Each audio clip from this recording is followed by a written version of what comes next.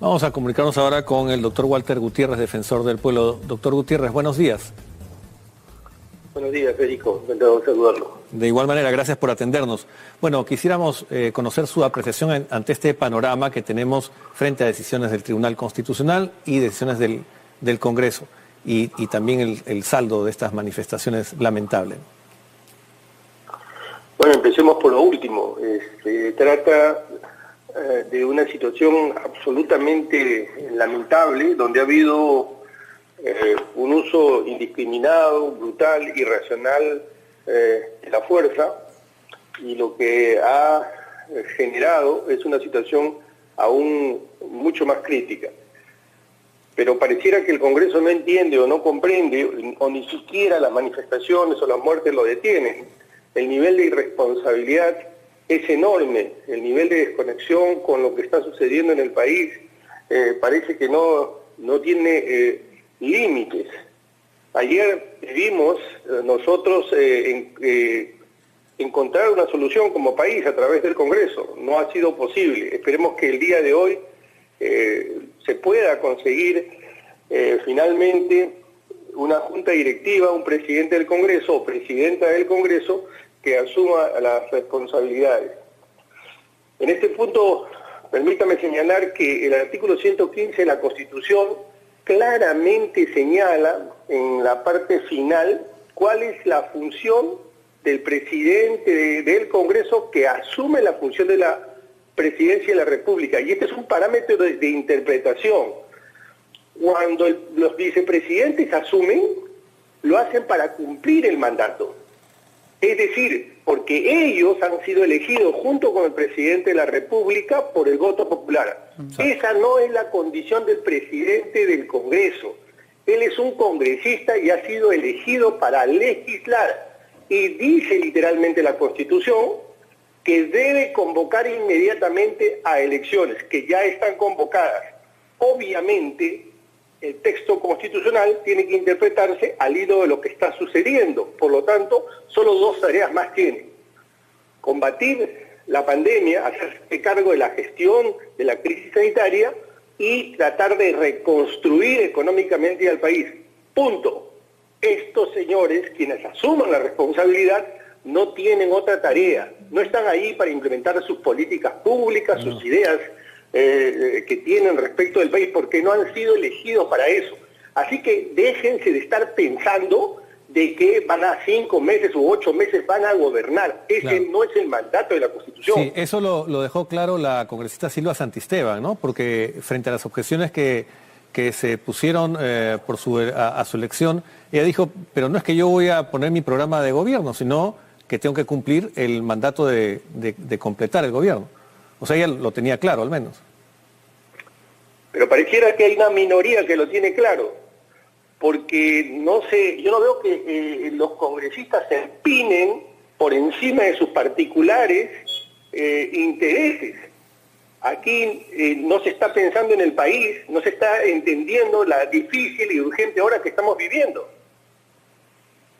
Pero, ¿y por qué dice esto, doctor? ¿A qué se refiere? O sea, porque todavía no llegan a un consenso. Usted dice que acá hay muchos intereses partidarios políticos y que esto podría ser más fácil porque todos podrían decidir, ya, le encargamos a esta persona y se supone que solamente tiene que cumplir con esto que usted menciona, que está claro en la Constitución. Es evidente que no hay sentido de urgencia. Es evidente que hay un divorcio, una desconexión con lo que está pasando en el país. En este momento no tenemos ejecutivo, no hay ministros, no hay presidente de la República, tampoco hay junta directiva del Congreso. ¿No nos estamos dando cuenta que no tenemos autoridades? ¿No se dan cuenta los congresistas en la situación en la que estamos y en el medio de una pandemia? Claro, sin duda todos somos testigos de esto que está ocurriendo en el Congreso y que suponíamos se arreglaba el día de ayer, pero no ha sido así, lamentablemente. Incluso cuando había un acuerdo de la Junta de Portavoces, ¿no? que finalmente no se concretó a la hora de la votación. ¿Usted ve perspectivas de que esto pueda resolverse el día de hoy en el Congreso? ¿O tiene señales de que no? Bueno, tiene que resolverse porque ese es el espacio en el que tiene que encontrarse una solución. El día de hoy el Tribunal Constitucional se va a reunir y esperemos que también en los próximos días acote, dé contenido al artículo 113 de la Constitución, de modo que se entienda claramente que ese artículo es una puerta de emergencia, es una salida de emergencia. Usted cuando está sentado en el avión y ve puerta de emergencia no está abriendo a cada rato. Estos 4 años esa puerta ha sido transitada una y otra vez. Sí. Entonces el Tribunal Constitucional debe dar contenido a esta cláusula constitucional con el propósito de que de aquí al futuro esto no continúe. Claro, reducir el margen como está planteado y como lo planteó plantearon los constituyentes, ¿no? Porque hemos visto parte de los debates y ellos sí hablaban de este esquema abierto, pero sin duda, como dice usted, tiene un problema fundamental, ¿no? Porque se presta a estos usos inapropiados. Sobre todo cuando hay congresos tan fragmentados, sobre todo cuando llega a la presidencia de la República un ejecutivo, un presidente sin el suficiente número de congresistas o sencillamente no tiene bancada. Claro, lo que pasó desde el 2016, ¿no? Eran muy pocos. Nadie preveía. Nadie preveía. Y en vez de ponerse de acuerdo la oposición y el gobierno, no tuvimos eso. No, los constituyentes no previeron esta situación, la verdad. Y yo quería preguntarle, doctor Gutiérrez, ¿cuál es su opinión sobre lo que ya, por ejemplo, algunos constitucionalistas, como el expresidente del Tribunal Constitucional, Óscar Urriola, ha dicho que el Tribunal Constitucional no puede permanecer simplemente de espectador ante esta situación, que es un momento histórico, y él cree que el tribunal debería hoy o en los próximos días manifestarse no solamente sobre lo que significa este artículo de la Constitución de incapacidad moral, sino que esté en la capacidad de hacer que todo regrese a antes de la votación de la vacancia, es decir, que regrese Martín Vizcarra a la presidencia. ¿Usted qué opina? Bueno, 2 temas. En primer lugar, tiene razón. El Tribunal Constitucional es un órgano jurídico, pero al propio tiempo también es político.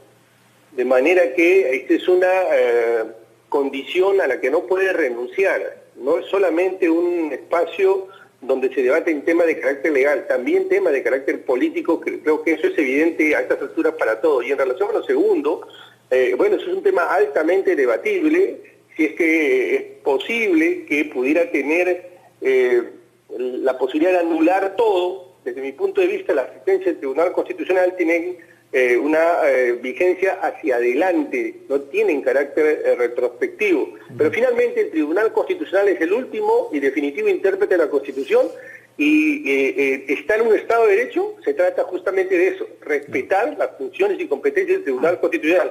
Esperemos a ver qué es lo que dice. Claro, porque paralelamente se estarían produciendo 2 acciones jurisdiccionales distintas, el Tribunal Constitucional y el Congreso de la República, que sigue en su proceso de elección. ¿Eso no podría entrar en contradicción o sí? Abiertamente en contradicción, y precisamente por eso es que en lo particular pienso que las sentencias del Tribunal Constitucional tienen, como dije, una aplicación, una vocación de ser implementadas hacia adelante. Claro que sí, muy bien, queda clara su opinión y le agradecemos haber conversado con nosotros en un momento en que toda la ciudadanía necesita muchas luces. Muchas gracias. Gracias. Vamos al Congreso con Jimmy Chinchay.